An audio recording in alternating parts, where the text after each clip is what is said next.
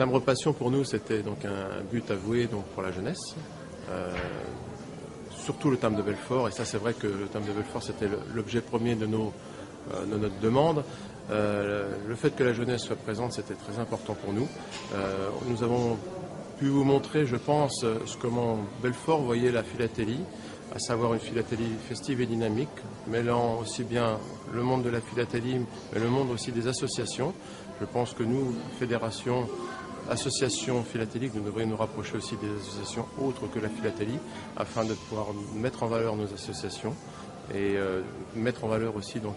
notre philatélie à nous. Quant à Timbre Passion, moi, je pense que la façade était bonne. Je peux vous dire que le ressenti des visiteurs que nous avons pu rencontrer était exceptionnel. J'espère que Timbre Passion revivra dans 2 ans, peut-être à Évian, peut-être dans une autre ville choisie par la fédération, avec peut-être un autre candidat.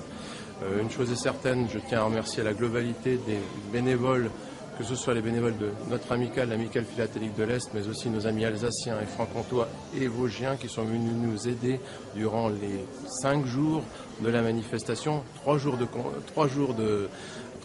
d'exposition, mais aussi 2 jours de montage plein. Voilà. Et aussi, on doit aussi donner un grand coup de chapeau à notre municipalité, avec Étienne Busbach, le maire de Belfort, qui nous a bien voulu donc, nous suivre d'une façon soutenue pour faire de Belfort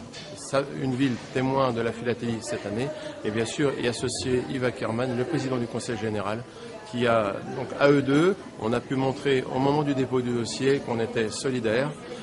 les trois ensemble plus exactement, c'est-à-dire le club de Belfort, de philatélie, la municipalité de Belfort et le conseil général. Quand Robert Cloy est venu me voir en me disant si tu veux le timbre de Belfort, il faut organiser une manifestation jeunesse, j'avoue que j'ai tiqué, puisque je me doutais bien que ça allait être une dure épreuve. L'augmentation en plus des expositions lorsque nous avons été retenus s'est retrouvée avec une manifestation d'une importance nationale, aussi bien pour les adultes que pour les jeunes, donc d'une façon très intense pour nous. Mais je dois remercier la fédération pour toute l'organisation qui nous a permis de mettre Belfort en valeur au plan national pour diffuser ce beau timbre de Belfort durant presque une année, d'après ce que j'ai compris, auprès de Philapost. Je tiens à remercier donc Philapost, la Défile aussi, il ne faut pas les oublier, donc pour l'organisation donc de Timbre Passion en commun avec nous, avec l'émission du timbre de Belfort. Je souhaiterais aussi associer donc la principauté de Monaco avec le ETP qui ont bien voulu nous offrir ce timbre donc relatant les faits historiques de Belfort et de Monaco.